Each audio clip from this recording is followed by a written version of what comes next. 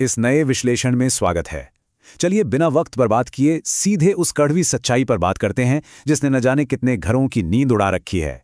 हम बात कर रहे हैं एक अजीब से मैथ पैराडॉक्स की। मतलब बच्चे घंटों डेस्क पर बैठे हैं, पसीना बहा रहे हैं, लेकिन जब रिजल्ट आता है तो स्कोर्स एकदम निराशाजनक। आखिर इतनी मेहनत जा कहाँ रही है? हम सब ने वो हताशा देखी है।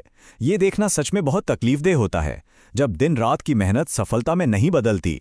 किताबें खुली हैं, ट्यूशन चल रहे हैं, खूब प्रैक्टिस हो रही है, लेकिन फिर भी कोई फायदा नहीं। ऐसा क्यों होता है? क्या मेहनत में कोई कमी है? जी नहीं, बिल्कुल नहीं। दरअसल कमी कहीं और है। एक ऐसा छिपा हुआ कारण है जिस पर अक्सर हमारा ध्यान ही नहीं जाता। और आज हम मिलकर उसी रहस्य से पर्दा उठाने वाले हैं।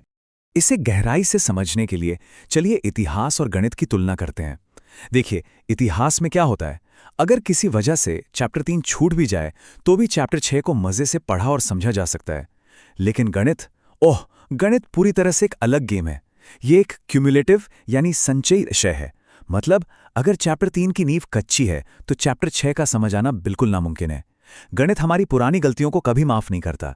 यहां हर नई चीज पुरानी नींव पर ही खड़ी होती है। और ये बात कोई हवा हवाई नहीं है। रिसर्च का एक बहुत ही चौंकाने वाला डेटा सामने है। क्या आपको पता है कि किसी भी क्लास में जो मैथ्स पढ़ाया जाता है उसका लगभग 70% हिस्सा, जी हां, पूरा 70%, सीधे तौर पर पिछली कक्षाओं के कॉन्सेप्ट से जुड़ा होता है। तो इसका सीधा सा मतलब ये हुआ कि अगर आज कोई बच्चा स्ट्रगल कर रहा है तो असली प्रॉब्लम आज के सिलेबस में नहीं, बल्कि शायद 2 साल पुरानी किसी ऐसी चीज में है जिसे कभी ठीक से समझा ही नहीं गया था। चलिए इसे एक रियल लाइफ उदाहरण से समझते हैं कि यह स्नोबॉल इफेक्ट कैसे काम करता है। मान लीजिए छठी क्लास में किसी बच्चे को फ्रैक्शंस यानी भिन्न ठीक से समझ नहीं आए। अब यही छोटी सी दरार 8वीं क्लास में पहुंचकर अलजेब्रा समझने में एक बहुत बड़ी दीवार बन जाती है। और फिर बोर्ड एग्जाम्स तक आते आते यही पुराना कंफ्यूजन एक भारी भरकम मैथ एंग्जाइटी यानी गणित के खौफ में बदल जाता है। एक छोटी सी अनसुलझी प्रॉब्लम कैसे पहाड़ बन जाती है, ये इसका एकदम परफेक्ट उदाहरण है। अब अगर हम इसे मैक्रो लेवल यानी बड़े पैमाने पर देखें तो तस्वीर और भी डराने वाली है। एसर 2024 की रिपोर्ट का डेटा देखिए। भारत में 8वीं कक्षा के 55% बच्चे बुनियादी भाग यानी बेसिक डिवीजन तक सॉल्व नहीं कर सकते। अब सोचिए, आधे से ज्यादा बच्चे।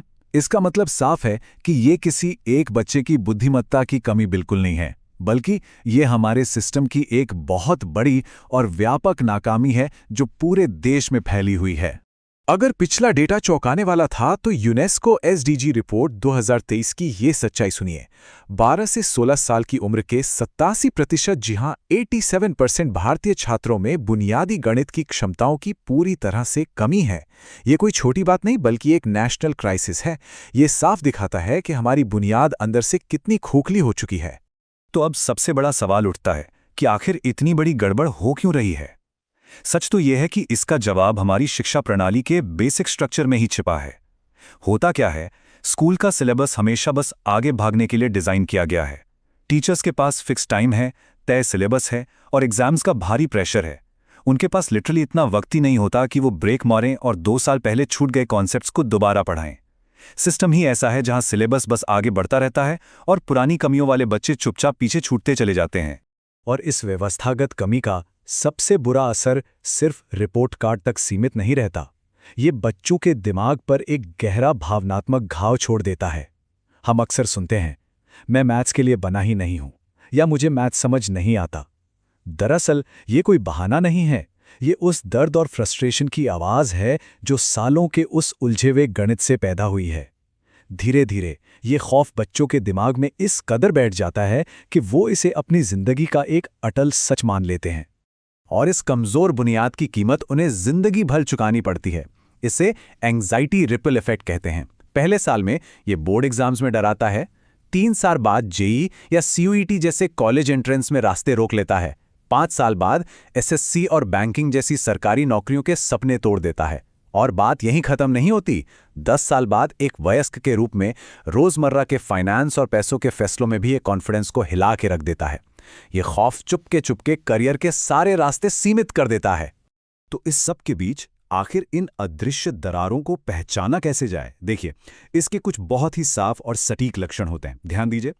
क्या ऐसा होता है कि क्लास में तो सब समझ आ जाता है, लेकिन घर आके अकेले सॉल्व करने बैठो तो दिमाग ब्लैंक हो जाता है? या फिर बार बार एक ही जैसी गलतियां होना? या फिर फॉर्मूले तो तोते की तरह रट लिए, लेकिन वर्ड प्रॉब्लम्स देखते ही हाथ पैर फूल जाना? अगर ऐसा है तो समझ लीजिए कि नींव में बड़ी दरार है। ये तैयारी की कमी नहीं है, ये बेसिक्स की कमी है। और ठीक यहीं पर एक सही और सटीक समाधान की जरूरत महसूस होती है।